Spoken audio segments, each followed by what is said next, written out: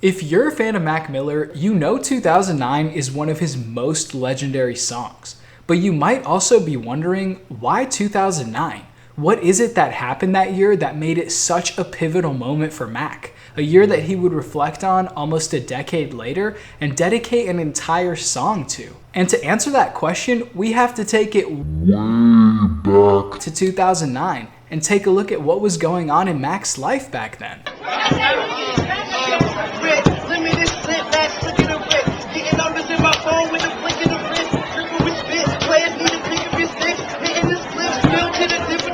And what really stands out is that 2009 was when his career first started taking off. And from that point on, the kid known as Malcolm McCormick took on a whole new identity, becoming the Mac Miller we know and love. But as exciting as Mac's come up was, it also triggered a lot of issues for Malcolm in his personal life that continued to haunt him throughout his career. And here's what Mac had to say about how being famous at a young age affected his mental health. And I think it was more my state of mind. I was just pretty depressed, as everyone. Even while successful? Yeah, I think it started. With success? Yeah. How do you explain that to yourself? You're struggling, you're not depressed. Right. You're successful, you're depressed. So in reality, 2009 isn't just a nostalgic song. It's Mac taking a look back on his career and thinking about how far he's come, all the ups and downs, his struggles with fame and addiction, and he really takes the time to appreciate how much he's grown, not just as an artist, but as a human being. So as much as this is a breakdown of the song 2009, it's really the story of Mac Miller, going from being a wide-eyed kid caught up in a whirlwind of fame to becoming one of the greatest musicians of our generation. I'm Max with Hip Hop Unwrapped, and this is the real meaning behind 2009, the story of Mac Miller. So who was Mac Miller in 2009?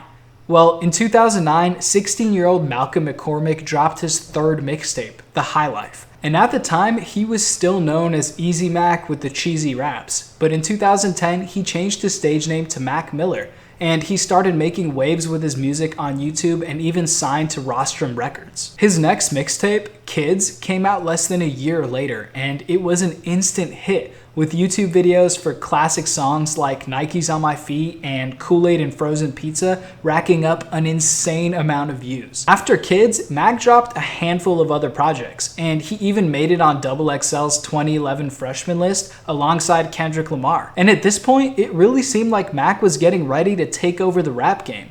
But once he released his first album, Blue Slide Park, he was instantly hit with a reality check. On one hand, it was the first independent album to reach #1 on the Billboard charts in 16 years. But on the other, the album got horrible reviews from music critics. Pitchfork gave it a 1.0 rating, calling Mac a crushingly bland and intolerable version of Wiz Khalifa, and pretty much implying that his undeniable success was due to the color of his skin. And for the now 19-year-old rapper who was achieving his wildest dreams, the negative reception to his record-setting debut album felt less like a handful of bad reviews and a lot more like a personal attack on his character. And this was really painful for Mac because he truly was a musician.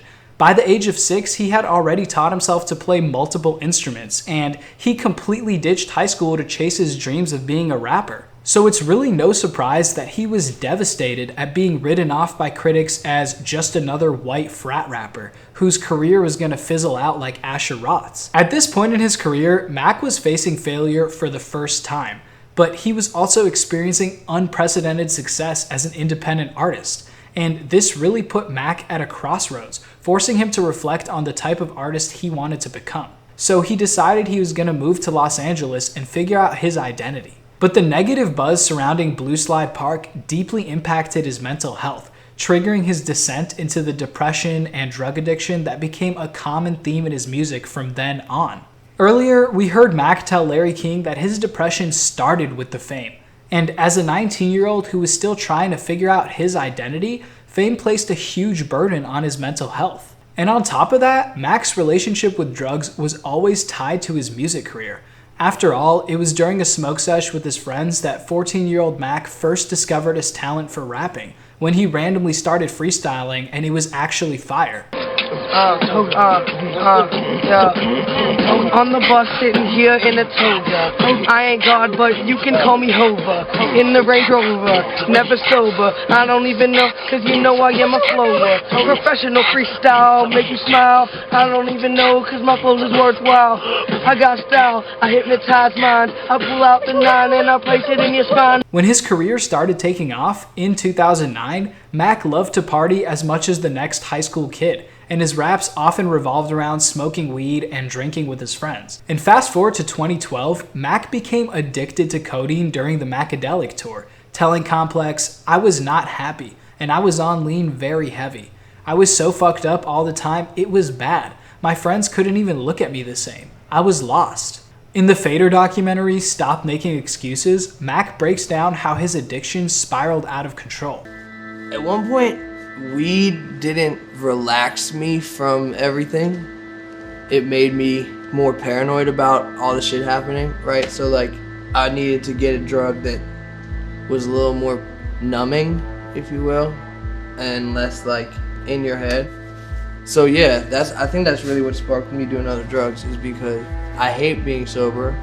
I wanted a drug to do. Nah, this is too much though. This is the pure. Right. No. It's not that shit. I'm saying that's how it came about. You're not listening to me. No, I know This is not even the one that you think is it. This is the one that's it. That's really it. What? More than activist? Listen to me. I'm your brother. This right here. I'll taste it. I'll let you know. You're gonna miss a couple of shows. No way.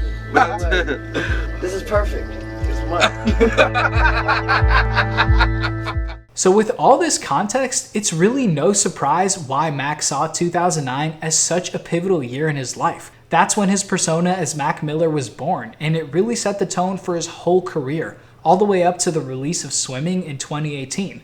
And that brings us to the song 2009, which opens with a haunting yet beautiful string section.